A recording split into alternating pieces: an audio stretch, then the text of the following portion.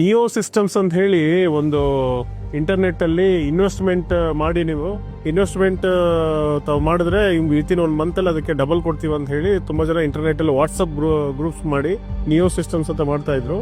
ಅದರಲ್ಲಿ ದುಡ್ಡು ಕಳ್ಕೊಂಡಂಥ ಒಂದು ವ್ಯಕ್ತಿ ನಮಗೆ ಕಂಪ್ಲೇಂಟ್ ಕೊಡ್ತಾರೆ.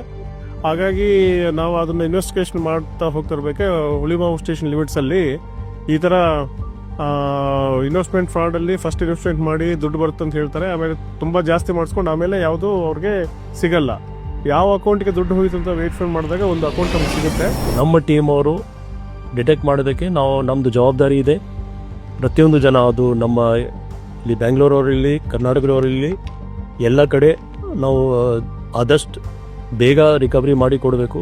ಆ್ಯಸ್ ಆಫ್ ನಾವು ನಮ್ಮ ಟೀಮ್ ಅವರು ಒಬ್ಬ ಕಂಪ್ಲೇನೆಂಟ್ಗೆ 94 lakhs ಬ್ಯಾಂಗ್ಳೂರನ್ನು ಅವ್ರಿಗೆ ಮೋಸ ಆಗಿತ್ತು. ಅವರು ಕೂಡ ನಮ್ಮ ಒಬ್ಬ ಕಂಪ್ಲೇನೆಂಟ್, ಅವ್ರಿಗೆ 94 lakhs ಅಮೌಂಟ್ ನಾವು ವಾಪಸ್ ಕೊಡ್ತಾ ಇದ್ದೀವಿ. ಯಾಕೆಂದರೆ ಫ್ರೀಸ್ ಆಗಿ ಮತ್ತೆ ಅವರು ರಿಲೀಸ್ ಮಾಡಿಸ್ಕೊಡ್ತಾರೆ.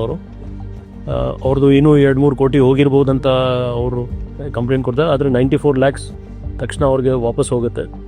ಸೊ ಇದು ಭಾಳ ಒಂದು ಸೀರಿಯಸ್ ಫ್ರಾಡ್ ಇದೆ. ನಾವು ಆಗ ನಮ್ಮ ಸೋಷಿಯಲ್ ಮೀಡಿಯಾ ಪ್ಲ್ಯಾಟ್ಫಾರ್ಮಿಂದ ಜನಕ್ಕೆ ಅಲರ್ಟ್ ಮಾಡ್ತಾ ಇದ್ದೀವಿ. ಆದರೂ ಜನ ಬೇಗ ಒಂದು ಲಾಭ ಸಿಗಲಿ ಆ ದೃಷ್ಟಿಯಿಂದ ಇಂಥದ್ದಕ್ಕೆ ಸಿಕ್ಕಾಕೊಡ್ತಾರೆ. ಅವರು ವಿತಿನ್ 3 hours ಒಳಗೆ ನೀವು ದುಡ್ಡು ಕೊಟ್ಬಿಟ್ರೆ ನಮಗೆ ಸರ್ವಿಸ್ ಟ್ಯಾಕ್ಸ್ ಕಳಿಸ್ಬಿಟ್ಟೆ ಅವಾಗ ಗೊತ್ತಾಯ್ತು. ಆಮೇಲೆ ದುಡ್ಡು ಕೊಟ್ಬಿಟ್ಟಲ್ಲ ಅವರು ಮೆಸೇಜ್ ಹೇಳ್ತಾರೆ, ನಿಮ್ಮದು ರಾಂಗ್ ಹಾಕ್ತಿದ್ದೀರಾ, ಇದು ಎಂಕ್ವೈರಿ ಆಗ್ತದೆ, ಈ ದುಡ್ಡೆಲ್ಲ ಇದು ಅನ್ಅಕೌಂಟೆಡ್ ಕಳಿಸ್ತಿದ್ದೀರಾ, ಅದ್ರ ಪ್ರಕಾರ ನಮಗೆ ಗಾಬರಿ ಮಾಡಿಸ್ತಾರೆ.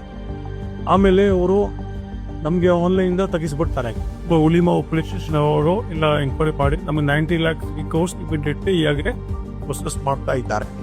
I especially thanks DCDB Sir Nayan Sir and Mr. Kumasamy for helping me to recover these amounts.